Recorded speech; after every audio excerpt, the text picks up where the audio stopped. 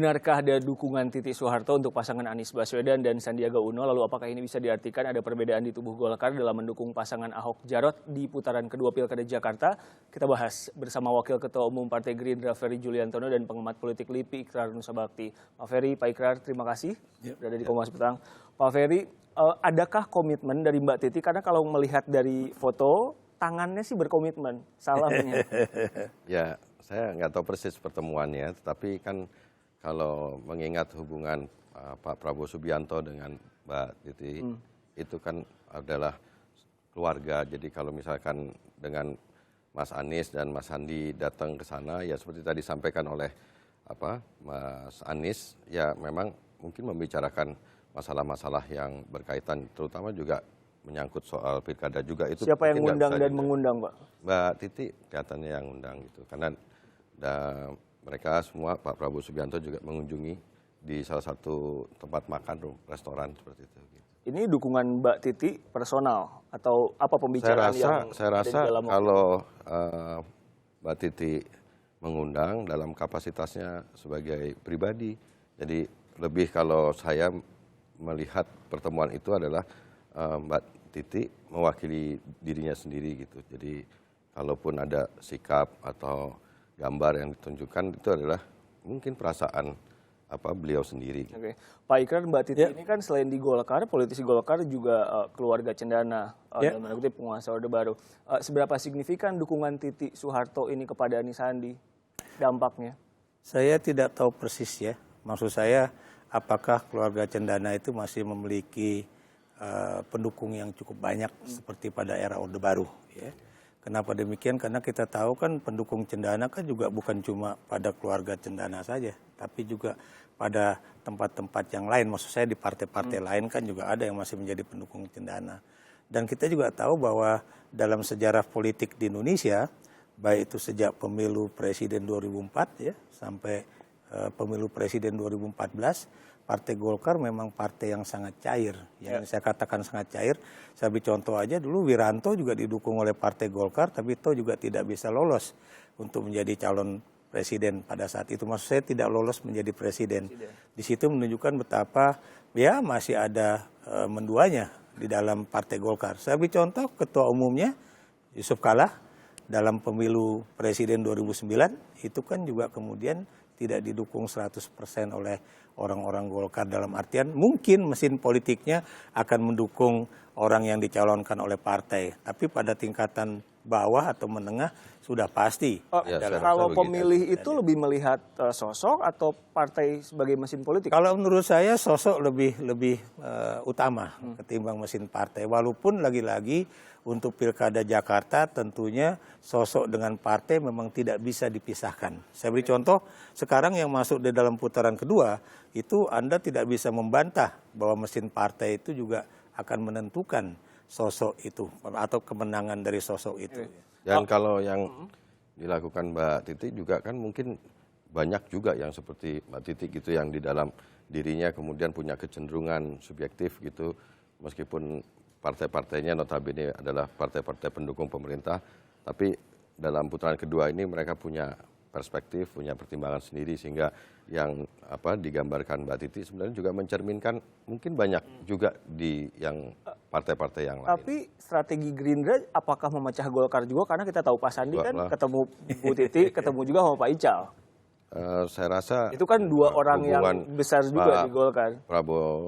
Pak Prabowo baik dengan semua orang, dengan Pak Jokowi pun begitu. Malah kalau perlu Pak Jokowi juga kan lumayan suara dari Golkar kan. Kalau perlu Pak Jokowi mendukung Mas Anies dan Mas Sandi juga. Ini minta atau gimana? Oke. Bukan, maksudnya kan kalau lihat hubungan baik Pak Prabowo dengan Pak Jokowi, dengan Pak Abu Rizal Bakri, dengan Mbak Titi, ya kan memang itu. Jadi juga tidak bisa kemudian kita tahan, kita bendung kalau sekiranya orang-orang yang kemudian memiliki hubungan itu juga punya kecenderungan subjektif mendukung. Bahkan Pak Presiden juga mungkin punya kecenderungan seperti itu di putaran kedua ini.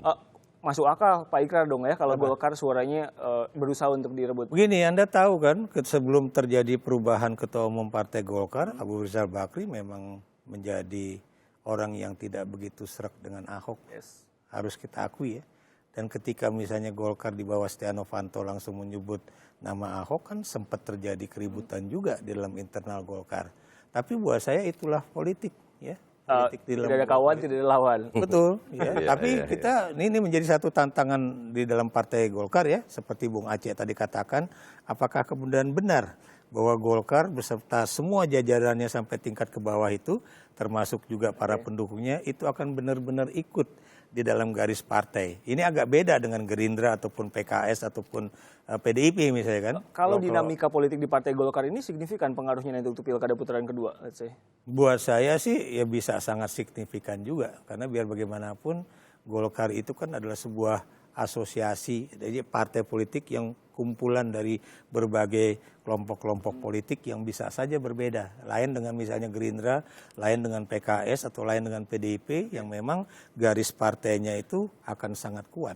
Pak Ferry tadi dikatakan belum tahu nih ada komitmen atau tidak, tapi Mbak Titi menggelar doa bersama untuk Super Semar keluarga Cendana dan mengundang pasangan calon nomor 3 itu jadi salah satu bentuk dukungan atau apa? Saya nggak tahu kalau rencana itu ya. Jadi mungkin juga saya tidak dalam kapasitas untuk jawab karena belum terkonfirmasi juga ke panitia. Mungkin minggu-minggu depan lah kita baru tahu. Tapi rencana itu sih saya belum tahu, belum mendengar. Oke, jadi sejauh ini yang sudah firm untuk ke Anies Sandi adalah partai mana saja nih? Kan yang Pan? yang pasti kan, yang ini nanti. Saya begini, tadi saya nyambung dengan apa yang disampaikan Mas Ikrar tadi. Dalam putaran kedua ini partai itu menurut saya terpilah, stratifikasi. Ada pimpinan partai di tingkat pusat, ada pimpinan partai di tingkat Jakarta, ada pimpinan partai di tingkat Kota Madia, ada akar rumput partainya. Sehingga menurut saya ini juga tergantung nanti apakah misalkan PAN, Partai Amanat Nasional, P3, PKB, bahkan Demokrat itu akan satu gelondongan mendukung atau bisa juga terpilah-pilah. Dan oleh karena itu saya tadi berpendapat bahwa sebenarnya dalam putaran kedua ini tidak bisa dihindari adanya unsur subjektivitas dari para anggota partai untuk mendukung siapa. Tapi kan bisa juga dimunafikan karena memang bahwa relatif diincar juga kan partai-partai dulu pendukung Agus Silvi. Saya rasa karena punya banyak kesamaan tentang visi dan kemudian juga persamaan tentang si calon, menurut hemat saya besar kemungkinan partai-partai tersebut apakah nanti secara organisasional atau secara keanggotaannya saja itu akan mendukung kami.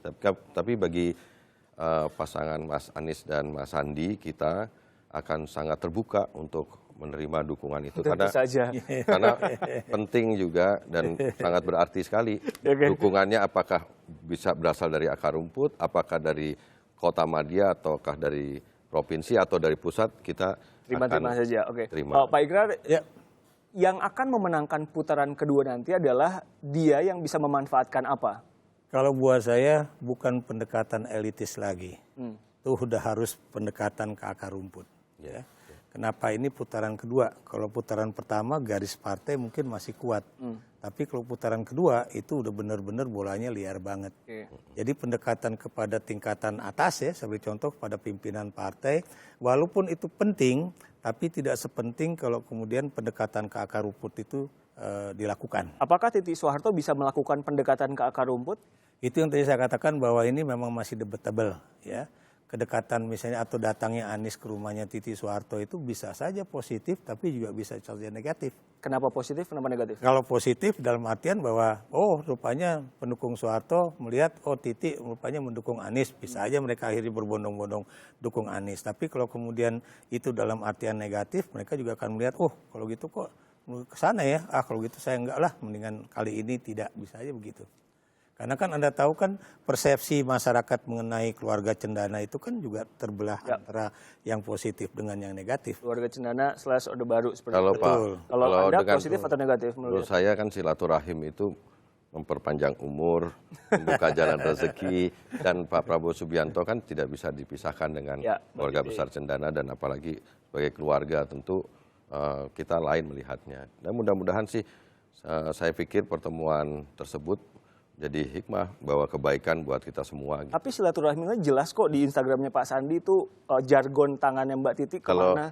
Mas Sandi kan di mana aja selalu begitu. Jadi ya mungkin terpengaruh dengan itu dan apalagi mungkin dorongan dari dalam bahwa itu yang tadi saya bilang, apa yang tersampaikan oleh Mbak Titi juga mungkin merupakan cerminan dari banyak orang di putaran kedua yang akan cenderung memilih pasangan Mas Anies dan Mas Sandi. Kalau tadi bisa positif, bisa negatif, harapannya tentu positif. Tapi Insya Allah positif. apa item yang diharapkan Mbak Titi bisa bawa ke Anies Sandi?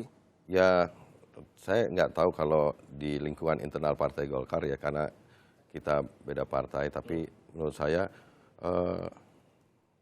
tentu orang dalam kapasitas seperti Mbak Titi ya punya pengaruh besar lah. Ya kalau misalkan insya Allah dukung kami ya luar biasa lah. Kita terimalah semua dukungan ya kan. Saya sekali lagi, kalaupun misalkan Pak Jokowi sebagai presiden mau dukung Mas Anies dan Mas Sandi pun. Ini udah 2 kali bicaranya seperti ini. Jadi memang di putaran kedua itu terbuka siapapun untuk tadi bisa swing, bisa kemudian punya pertimbangan-pertimbangan yang sangat subjektif karena itu juga merupakan pilihan sendiri yang bisa melampaui partai, bisa melampaui organisasi gitu. Tadi yang mesti dikejar oleh 2 pasang calonnya adalah yang akar rumput begitu ya Pak? Betul. Lalu bagaimana dinamika dari partai-partai ini kan nggak satu suara, itu emang wajar dalam dunia politik, tapi bagaimana disikapinya? Yang jelas partai-partai itu hanya akan benar-benar satu suara ketika pemilu legislatif itu berlangsung. Tapi ketika pemilu presiden atau pemilu pilkada khususnya ya, pilkada nih ya, itu memang agak sulit. Meski nanti di parlemen juga kan harusnya kalau misalnya beda suara saat dukungan kayak gini nanti. Yang jelas kalau di parlemen tadi saya bilang itu beda. Kenapa beda? Karena memang namanya legislatif itu harus menyuarakan partai. Harus menyuarakan fraksi. Fraksi adalah apa namanya itu wakil partai. Panjangan. Tapi kalau udah pemilihan khususnya eksekutif di tingkat lokal, itu kan ada faktor-faktor macam-macam. Ada faktor primordial, ada faktor kedekatan apa namanya politik ataupun ideologi. Tadi yang saya katakan negatif itu, kalau kemudian orang melihat, wah kelihatannya keluarga Cendana tuh mau lari ke nomor 3, nah kemudian berbondong-bondong lah orang kemudian untuk misalnya memilih yang nomor 2 bisa saja terjadi. Oke, kita tunggu nanti bagaimana kisah selanjutnya dari dinamika pilkada putaran kedua ini. Pak Ikrar, terima kasih. Terima kasih. Pak Ferry, terima kasih telah bergabung sama kami di Kompas.